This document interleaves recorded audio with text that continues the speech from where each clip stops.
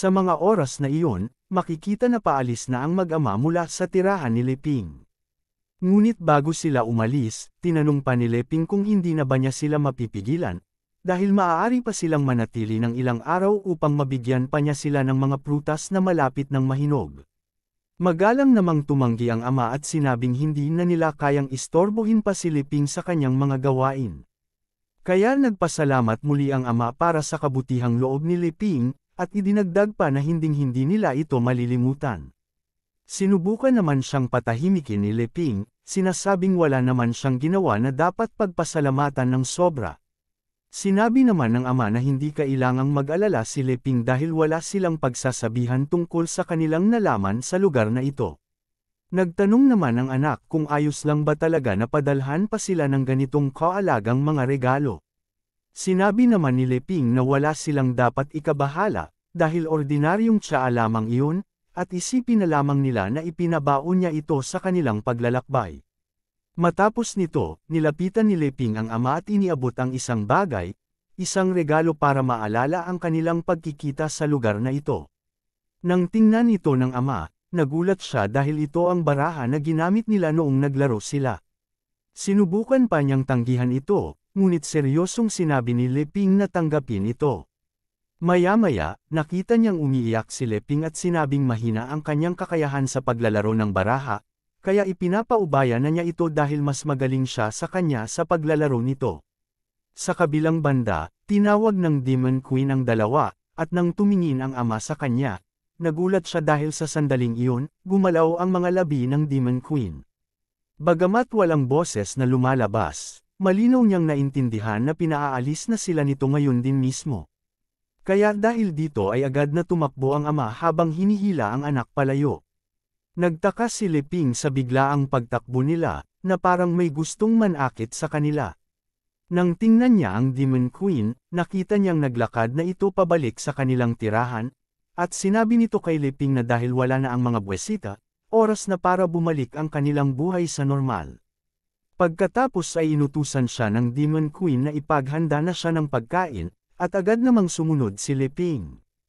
Samantala, ang ama, na tumatakbo pa rin, ay sinubukang pigilan ng kanyang anak at nagsabing huminto muna sila dahil nahihilo na siya.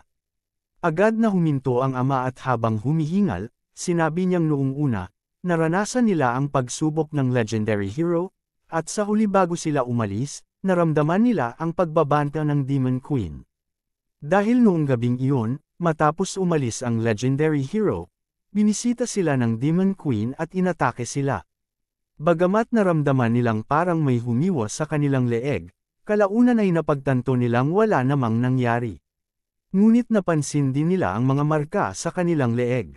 Sinabi ni Elizabeth sa kanila na inuutusan niya sila bilang ang Demon Queen na umalis kinabukasan, at hindi nila pwedeng ipaalam sa kahit sino ang impormasyon na nalaman nila tungkol sa lugar na ito. Agad namang sumang-ayon ang ama, ngunit binalaan pa rin sila ng Demon Queen na kapag ipinagbigay alam nila sa iba ang tungkol dito, ang sumpa sa kanilang leeg ay agad na mag-a-activate at magiging sanhi ng kanilang agad na kamatayan. Pagkatapos nito naisip ng ama na ang Demon Queen, na minsang sumangkop sa buong mundo, at ang legendary hero, na tila napagod na sa mga labanan, ay namumuhay na ng magkasama at ayaw nang magpaistorbo kahit kanino, kaya hindi nila dapat ipaalam ito sa kahit na sino. Habang iniisip ito ng ama, napansin ng anak ang kanilang paligid at napansin na pamilyar ang lugar. Sinuri ng ama ang paligid at napagtanto niyang ito ang lugar kung saan sila inatake ng mga taga-Dark Guild. Napaisip siya kung ganoon na ba talaga kalayo ang kanilang natakbo sa maikling panahon lamang na iyon. Sa mga oras na ito, pinagmamasdan sila ng aso ni Leping, at naisip ng aso na sapat na ang pagdala sa kanila dito upang hindi na sila makaistorbo sa kanyang amo at sa mabangis na babae na kasama nito. Sa kalaunan, sinabi ng babaeng elf na ang mga bangkay ng mga miyembro ng Dark Guild ay naroon pa rin. Sinabi naman ng ama na kailangan na nilang umalis sa lugar na iyon agad-agad, dahil posibleng may mga high-level demons sa malapit. Nang sabihin ito, may napansin ang aso na palapit sa mag-ama, ngunit binaliwala na lamang niya ito at nagdesisyong bumalik sa kanyang amo, dahil baka mabugbog siya muli ng mabangis na babae. Pagkatapos nito, pumasok ang aso sa kanyang portal at tuluyan ang naglaho. Samantala, sa sandaling ito ay napaligiran na ng mga kalaban ang mag-ama, at sinimulan silang pagtawanan. Nang makita ng ama ang nangunguna sa mga kalaban, nagulat siya at naisip na ito ay isang great apostle. Dahil dito, nanlumo ang anak. Ang mga demon na ito ay binubuo ng isang 2-star Great Demon Spirit at ng kanyang mga tauhan na may ranggong 4-star Demon Spirit hanggang 2-star Demon Spirit. Samantala, ang mag-ama, na pinanghihinaan na ng loob, ay nasa antas lamang ng Grand Mage, na mas mababa pa kaysa sa Demon Spirit level. Kaya naisip ng kanyang anak na napakalaki ng agwat ng kanilang mga lakas, kaya't sinabi niya sa kanyang ama na mas mabuting umalis na lamang siya at iwanan siya doon. Hindi naman pumayag ang kanyang ama at sinabi pa nga na kahit mas malaki ang agwat ng kanilang mga lakas, kung ikukumpara naman ito sa lakas ni Leping at Elizabeth, ay parang mga langgam lamang ang mga demon na ito. Kaya nagpasya siyang gamitin ang kanyang buong lakas para labanan sila. Kasabay nito, inilabas niya ang barahang ibinigay sa kanya ni Leping at sinabi na dati siyang tinatawag na Iron-Hearted Best of the Heroes, kaya ngayon ay gagamitin niya ulit ito laban sa mga kaaway. Nang ilabas niya ang mga baraha, nagulat ang pinuno ng mga demon dahil sa lakas ng item na iyon. Sinabi naman ng ama na mula nang bumalik ang kanyang ina sa kanilang tribo, siya na ang nag-alaga sa kanya at naging matatakutin siya. Subalit, napagtanto niya sa huli na mali ang ganoong pag-iisip, dahil ang pagtakas ay walang malulutas na problema. Sinabi rin niya sa kanyang anak na kapag nalampasan nila ang kinakaharap nilang laban, dadalhin niya ito sa tribo ng kanyang ina upang mabuo muli ang kanilang pamilya. Matapos niyang sabihin ito, naglabas siya ng 4 na baraha na may 4 na 4 at tinawag itong, For Bomb Arrow God Descends. Kasunod nito ay bigla namang lumitaw ang isang malaking imahe ng isang elf.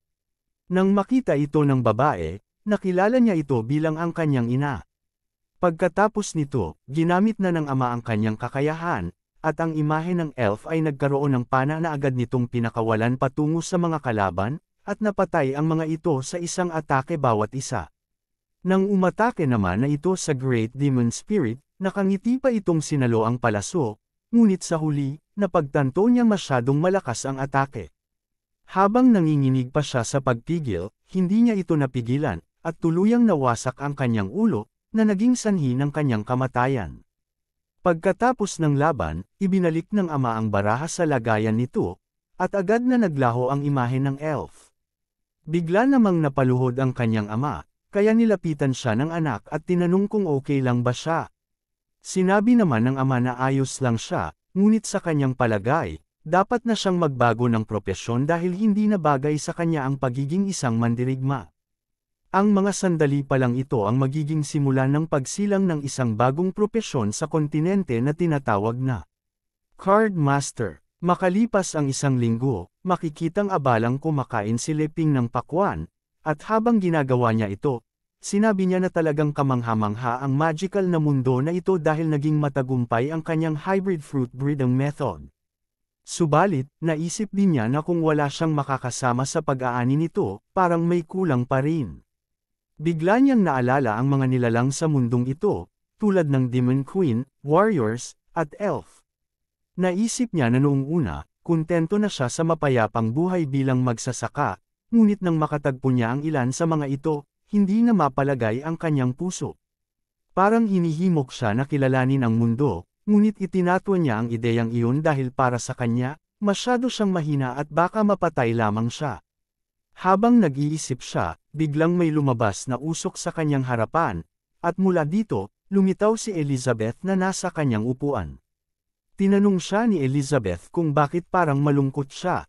Sinabi ni Leping na nais niyang makita ang mundo, ngunit masyado siyang mahina. Sinabi naman ng Demon Queen na mukhang nagpasya na siyang umalis sa lugar na ito, kaya tinanong niya si Leping kung gusto niyang sumama sa kanya sa isang paglalakbay. Sa loob-loob niya, iniisip niya na kahit ordinaryo ang labas ng mundo, naiinis pa rin siya kay Leping dahil sa kanyang kayabangan. Sa kabilang banda, natuwa si Leping nang marinig ang mungkahi ni Elizabeth, at tinanong kung seryoso ba siya, naisip pa nga niya na iba na ang sitwasyon kung kasama niya ang Demon Queen na magpoprotekta sa kanya. Sinabi naman ng Demon Queen na tigilan na niya ang kanyang mga kalokohan at magpalat na lamang ng damit. Pagkalipas ng ilang sandali, handa na si Leping, suot ang bago niyang mga damit, at maging si Elizabeth ay mayroon din. Pinuri niya si Leping, sinasabing hindi lang sa pagluluto kahanga-hanga ang kanyang talento, kundi pati sa pananahit. Kumpiyansa namang sinabi ni Leping na syempre, dahil iyon ang kanyang mga espesyalidad. Maging ang aso ni Leping ay tila natutuwa rin sa kanilang bagong kasuotan. Kasunod nito, nagbukas na si Elizabeth ng isang portal at sinabi niya kay Leping na doon na sila dadaan upang makarating sa pinakamalapit na bayan. Namangha si Leping, dahil para sa kanya, isa itong kapaki-pakinabang na kakayahan. Ngunit sa sandaling papasok na si Elizabeth sa portal, bigla siyang pinigilan ni Leping dahil may gusto siyang itanong.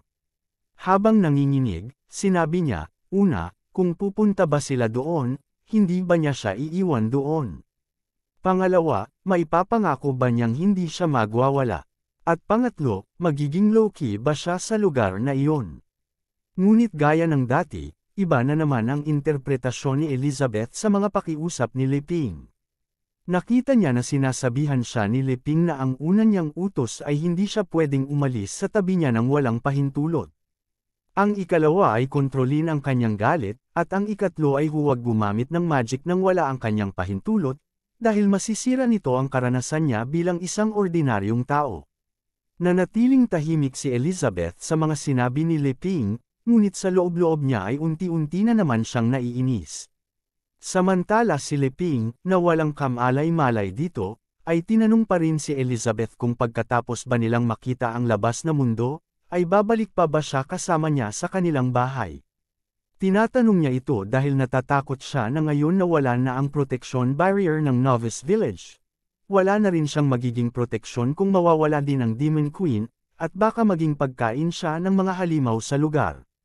Sa kabilang banda, si Elizabeth, na may madilim pa ring ekspresyon, ay sumang-ayon na lamang, iniisip na habang hindi pa niya natatalo ang mapagsamantalang hero na ito, wala pa ring halaga sa kanya ang labas na mundo. Natuwa naman si Leping sa pagsang-ayon ni Elizabeth, ngunit sinabi ng Demon Queen na kailangan din niyang sumang-ayon sa isa niyang request.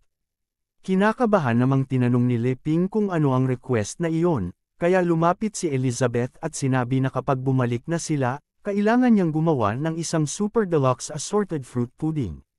Natawa si Leping at tinanong kung iyon lang ba talaga ang gusto ni Elizabeth, tiningnan siya nito at tinanong kung may problema ba doon. Sumagot naman si Leping na wala, at hinimok siyang magtungo na sila sa kanilang destinasyon. Pagkasabi nito, pumasok na sila sa portal at naiwan na lamang ang aso na nagbabantay sa kanilang tirahan. Samantala, matapos silang pumasok sa portal, nahirapang makakita si Leping, ngunit nang buksan niya ang kanyang mga mata, nagulat siya sa kanyang nakita, isang masaganang pamayanan. Ang bayan pala na ito ay tinatawag na Boaster Town, kung saan namumuhay ng magkasama ang iba't ibang lahi. Habang pinagmamasdan ni Leping ang lugar, namangha siya at sinabi na parang nakapunta siya sa ibang mundo. Gaya ng isang taga-bundok, sinimulan niyang puntahan ang iba't ibang tindahan, mga tindahan ng equipments, mga tindahan ng karne, at kung ano-ano pa. Sa kabilang banda, habang pinagmamasdan ni Elizabeth ang lugar, naisip niya na kahit 500 taon na ang lumipas, walang masyadong nagbago sa lugar. Sinabi naman ni Leping na sa kanyang paningin, hindi naman ito mukhang magulo gaya ng inilarawan ng matandang lalaki. Napangiti si Elizabeth at sinabing iyon ay dahil sa matibay na pundasyong inilatag niya noong panahon ng kanyang pamumuno. Ipinaliwanag niya na bago ang mga panahong iyon, laging magulo ang mundong ito dahil sa pakikipaglaban ng iba't ibang lahi sa isa't isa, ngunit nang siya na ang namuno ginamit niya ang kanyang absolute strength para pigilan ang kaguluhan. Kalaunan, naglatag siya ng mga batas na nagbigay ng pantay-pantay na karapatan sa bawat lahi. Sinabi niya na sa paggawa niya nito, nailigtas na niya ang mundo at hindi nang tinawag nila na legendary hero. Ngunit nang tingnan niya si Leping, napansin niyang wala na siyang kausap. Nakikiusyoso na pala ito sa isang bata na nagtitinda ng mga manika. Nainas muli si Elizabeth, iniisip na kahit gaano pa kahalaga ang kanyang mga nagawa, tila balewala ito kay Leping. Samantala, si Leping ay masusing tinitingnan ng mga manikang tinda ng bata at pinuli ang mahusay na pagkakagawa nito. Tinanong niya ang bata kung siya ang gumawa ng mga manika, at sumagot ito na oo, at kung gusto niya, pwede niya siyang bigyan ng special discount at bababaan pa niya ang presyo. Habang nasa gitna ng kanilang pag-uusap, biglang sumulpat ang isang taong baboy at tinanong ang bata kung sino ang nagbigay ng permiso sa kanya na magtinda doon.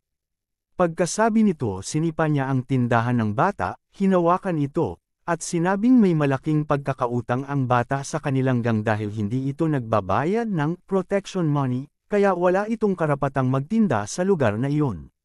Makikita namang natatakot na ang mga batang kasama niya at napapaiyak na, ngunit balewala ito sa taong baboy. Iniangat pa nga nito ang bata.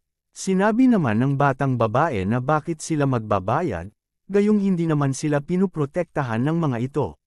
Sinabi ng taong baboy na bobo ang bata, dahil simula noong nakaraang buwan, ang lansangang ito ay nasa pamamahala na ng kanilang beast gang, at kung gusto nilang mabuhay doon, kailangan nilang magbigay ng alay kada buwan. Galit na sinabi ng bata na hindi totoo iyon, dahil ang simbahan ay pagmamay-ari ng madre, at kapag bumalik ito, mananagot sila. Tinawanan lamang ng taong baboy ang sinabi ng bata, sinabing wala itong kaalam-alam sa mga nangyayari, at nagbanta na palalayasin niya ang mga ito sa kanilang tinitirhan at wawasakin ang simbahan. Habang pinapanood ni Leping ang pang-aabusong ito, hindi na siya nakatiis at sinabihan ang taong baboy na tigilan na ang kanyang ginagawa. Patagilid siyang tiningnan ng taong baboy at tinanong kung ano ang gagawin ni Leping kung hindi siya titigil. Hindi naman agad nakasagot si Leping, hindi niya alam kung ano ang susunod niyang gagawin. Sinubukan niyang tingnan si Elizabeth para humingi ng tulong, ngunit ipinikit lamang nito ang kanyang mata. Iniisip na wala siyang pakialam sa ginagawa ni Leping na paglalaro ng buhay ng mga ordinaryong tao. Si Leping, na patuloy na nakikiusap na tulungan siya, ay tuluyang nawala ng pag-asa nang makita niyang lumingon na palayo si Elizabeth, nagpapakita ng kawalan ng interes sa kanyang mga trip. Tila naiinis na ang taong baboy dahil wala siyang narinig na sagot mula kay Leping, kaya tinanong niya ulit ito kung ano ang binabalak niyang gawin. Dahil dito ay nagsimulang matarantes si Leping matapos siyang tanggihan ni Elizabeth, ngunit sa huli ay may naisip siyang paraan. Ginawa niya ang ginagawa ng mga tao sa Earth, ang pagkuha ng simpatsya ng mga tao. Sinabi niya sa mga tao sa paligid na ang taong baboy na ito ay binubuli ang batang babae, kaya binubuyo niya silang tulungan siyang patigilan ito. Ngunit di gaya sa kanyang inaasahan, walang nais tumulong at nanatiling tumitingin ang mga tao sa malayo, na parang wala silang nakikita o naririnig. Dahil dito, nagsimulang tumawa ang taong baboy at sinabi sa kanya na kung inaasahan ba talaga ni Leping na may tutulong sa kanya. Dagdag pa niya, ang mga tao sa lugar na iyon ay mga miyembro ng kanilang beast gang. Pagkatapos, napansin ng taong baboy na kakaiba ang kasuotan ni Leping, kaya inisip niyang siya ay isang dayuhan mula sa timog. Nang mapansin din niya si Elizabeth, sinabi niyang hindi na rin masama ito. Nakiusap naman si Leping sa taong baboy at sinabi na pwede naman siguro nilang pag-usapan ito, dahil mayroon siyang dalang mga local specialty sa kanyang backpack at pwede niya itong ibigay sa kanila. Minura siya ng taong baboy at inutusan ang dalawa niyang tauhan na bugbugin si Leping at hulihin si Elizabeth para dalhin sa kanilang headquarters at ikulong doon. Dahil sa sinabi ng taong baboy, tuluyan nang hindi nakapagtiis si Elizabeth. Sinabi niya sa taong baboy kung sa tingin ba nito ay kwalipikado siyang ikulong siya. At sa pagsasabi nito, parang natapakan niya ang buntot ng isang tigre. Naalala ni Elizabeth ang pagkapahiya niya kay Leping at ang pakiramdam niyang ikinulong siya sa bahay nito sa loob ng 1 taon. Dahil sa halo-halong emosyon na ito, nagpakawala siya ng kanyang killing intent. Unti-unti, nagbago ang klima sa lugar at dumilim ang paligid. Nang maramdaman ng taong baboy ang pagbabago, nanginig siya sa takot at nabitawan ang bata. Tinatanong niya kung bakit biglang nagbago ang klima, dahil kanina lamang ay napakainit nito. Maging ang mga tao sa paligid ay nagsimulang mataranta at nagtataka kung ano ang nangyayari. Sa kabilang banda, alam ni Leping na si Elizabeth ang dahilan kaya nagbago ang klima. Kaya sinubukan niyang pigilan si Elizabeth at sinabi na kung itutuloy niya ito, mawawasak niya ang buong bayan. Pinaypaya niya ito at pilit na pinapakalma, sinasabing pwede naman nilang takutin na lamang ang mga ito at hindi na dapat patulan pa ang mga ordinaryong tao. Dahil sa mga pagsisikap ni Leping, bahagyang kumalma si Elizabeth at sinabi na dahil sa mga pakiusap ni Leping, patatawarin niya ang mga ito ngayon. Samantala, ang batang babae ay nakita ang nag-uumapo na aura na nagmumula kay Elizabeth. Namangha siya at inisip na ang magic power ni Elizabeth ay talagang napakalakas. Sa kabilang banda, ang taong baboy, na wala pa ring ideya kung ano ang nangyayari, ay nagtataka pa rin at tinanong kung uulan ba ngayon. Abangan ang susunod na kabanata. Maraming salamat sa lahat ng mga nanood at kung hindi ka pa nakasubscribe ay pindutin mo na ang subscribe, at idamay mo na rin ang like, share, at notification bell para updated ka sa bagong mga kabanata ng series na ito. Salamat.